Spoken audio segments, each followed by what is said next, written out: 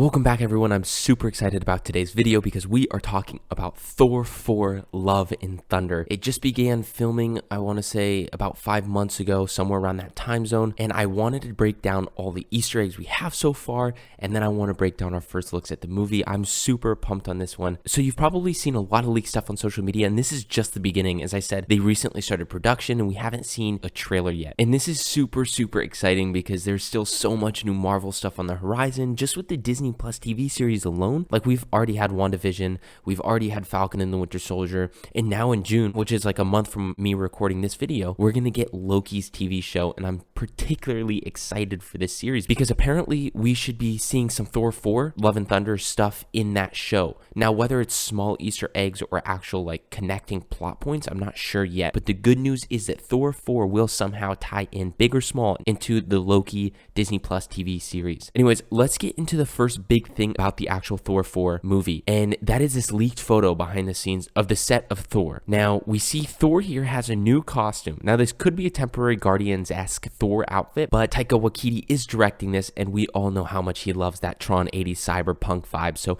I wouldn't be shocked if this was his new costume. And before you completely disagree with this being the case, it does actually tie in with one of the comics as something called the Thunderstrike comics. I'm not sure if that's the actual name, but basically it's like a second Thor, kinda. The comic is about a construction worker who saves Thor and then gets powers and teams up with what's called the Thor Core, and this man's name was Thunderstrike. We even actually see a small cameo of Thunderstrike in Thor Ragnarok as a past champion. Now, obviously, there's big details that I'm missing here.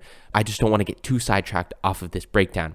However, I do want to note that this doesn't mean Thor is going to have a second duplicate and there will be Thunderstrike and Thor. It just means that this is his new costume, which is inspired by Thunderstrike's Thor costume in the comics. And on the topic of new costumes in this photo, we see that Chris Pratt, aka Star-Lord, has a new costume and a new beard, which on Twitter, by the way, a lot of people were conflicted about. But I'm sure that when we get Guardians of the Galaxy 3, which is supposed to shoot later this year, I believe, James Gunn will also similarly tune up all of the costumes and change them just a little bit. I mean, at this point, we're so far into seeing so many superhero movies and TV series, I feel like we kind of expect all the costumes to have new upgrades for every movie or season we get in superhero films and shows. I feel like that's just the new normal. But in all these scenes, Star-Lord actually looks like he's wearing a tuned-up, more shiny version of his regular Ravengers uniform with the red jacket that he always wears in the Guardians of the Galaxy movies. Now, it's a similar look, just with all the colors of the clothes a bit brighter and more saturated and shiny. But also what's interesting is if you zoom in and enhance on this image, you see Star-Lord, he has a new shoulder plate and emblems, very similar to his father, Ego, who had a similar clothing choice. So it's kind of like Peter Quill is finally embracing his heritage, or at least in the process of making peace with it. Now, just to make a little bit more sense for you, you need to remember that Guardians of the Galaxy Volume 2, it took place very close in the timeline to Guardians of the Galaxy Volume 1. And then after Guardians of the Galaxy Volume 2, it was actually a couple years that had gone by. If you remember, we had an MCU time jump before Guardians of the Galaxy ever showed up again. So a lot of time has gone by before we see them next showing up at the end of Avengers Infinity War. So actually it has been years since Peter Quill met and killed his father. Well, we think. We aren't sure if he's absolutely dead because Celestials are actually super hard to kill for good, but because his dad is presumed dead at the moment, technically Star-Lord doesn't have his Celestial powers anymore. And if you are confused or didn't see Guardians of the Galaxy 2, the whole thing with that basically is when Peter Quill or Star-Lord was in proximity or touching the surface of Ego the planet, who was his father, he was functionally immortal and had Celestial powers.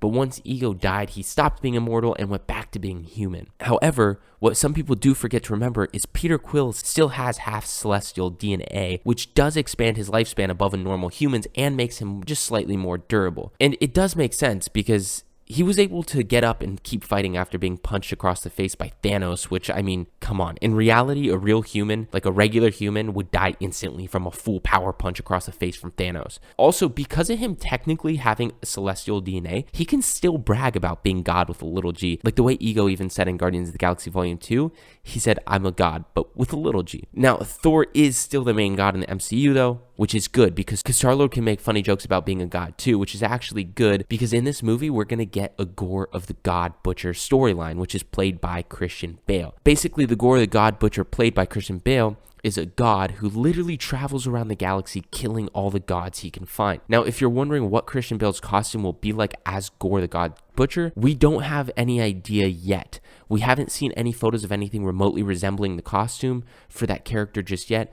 We do have an idea of what the costume's supposed to look like based off of comics, but again, a lot of times directors and costume designers kind of veer off comics costumes. Now, it would be cool if they did something close to the comics for his costume though, because the costume in the comics, it's like a living costume where it's creating itself around him. It's basically like a symbiote cloaking Gore the God Butcher in what seems to be like darkness. He actually reminds me a lot of Hela from Ragnarok, to be honest, which I know a lot of people disagree with me on that. Anyways, let's move on to another big Easter egg, which is we have a behind the scenes photo of Chris Hemsworth, real brother, playing Thor, and Matt Damon playing Loki in a play like they did in Thor Ragnarok, if you remember. But in Thor Ragnarok, they were doing a play based off of the previous movie with the Dark Elves. But now, in Love and Thunder, they'll be doing a play based off of what happened in the events of Thor Ragnarok, which I think is really cool and funny. And I'm not completely sure if this will have anything to do with the movie in a big way. I honestly highly doubt it. So I guess it's not a big Easter egg. It's just a fun one. But I do think it's going to be cool to see them on screen. Also, Matt Damon and Christian Bale were in Ford and Ferrari together, so this will be kind of a cool reunion. What I would like to see is Christian Bale confronting Matt Damon as fake Loki and killing him, because Christian Bale's character doesn't know who is a god or not just by looking at them. So if Matt Damon playing fake Loki was claiming to be a god, then Christian Bale could actually make his entrance by killing Matt Damon. Now, I think it's a bit far-fetched, but whatever. Anyways, guys, if you were able to find any other updated behind-the-scenes photos, I'm sure by the time that you're watching this, after this came out, there will be more. It will be always updating.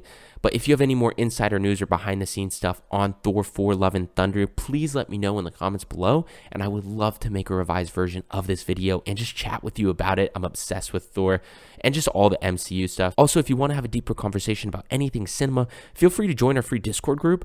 It'll be linked below. And also, if you would like to support this channel, you can join our Patreon page, where we will have exclusives, such as something really excited. We're going to have an exclusive podcast with the editor of the Falcon and Winter Soldier Disney Plus TV series. And finally, I would appreciate more than anything if you guys helped us jumpstart this relatively new channel by hitting that subscribe button below for more content like this. Thank you so much for watching, and I'll see you in the next one.